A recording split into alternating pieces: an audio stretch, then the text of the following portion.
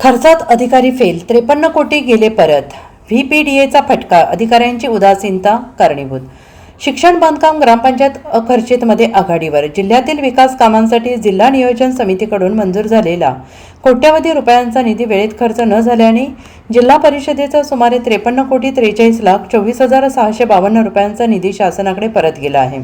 व्हीपीडीए आभासी वैयक्तिक खाते प्रणाली लागू झाल्यानंतर निधी खर्च करण्यासाठी असलेली 365 दिवसांची मुदत गांभीर्यानं न घेतल्याचा फटका जिल्हा परिषदेला बसलेला आहे. अधिकाऱ्यांची उदासीनता याला कारणीभूत आहे. विशेष म्हणजे परत गेलेल्या निधीमध्ये शिक्षण विभागाचा सर्वाधिक 22 कोटी 10,75,000 रुपयांचा निधी आहे. गेल्या वर्षभरापासून शासनाने व्हीपीडीए प्रणाली लागू केली आहे. या प्रणालीमध्ये निधी खात्यावर वर्ग झाल्यानंतर तो खर्च करण्यासाठी 365 दिवसांची मुदत देण्यात येते.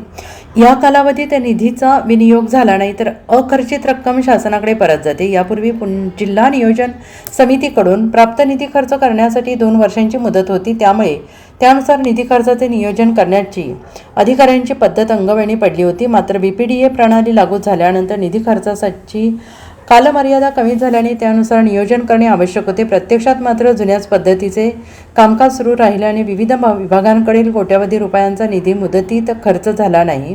परिणामी हा निधी शासनाकडे परत गेला. जिल्ह्यात शाळांच्या नवीन खोल्या, अंगणवाडी इमारती, प्राथमिक आरोग्य केंद्रे, ग्रामपंचायत स्तरीय विकास कामे, रस्ते आणि इतर विविध विकास कामांसाठी जिल्हा नियोजन समितीकडून निधी उपलब्ध करून देण्यात आला होता. मात्र कामांच्या मंजुरीपासून ते प्रत्यक्ष खर्चापर्यंतच्या प्रक्रियेला विलंब झाल्याने निधी अखर्चित राहिला.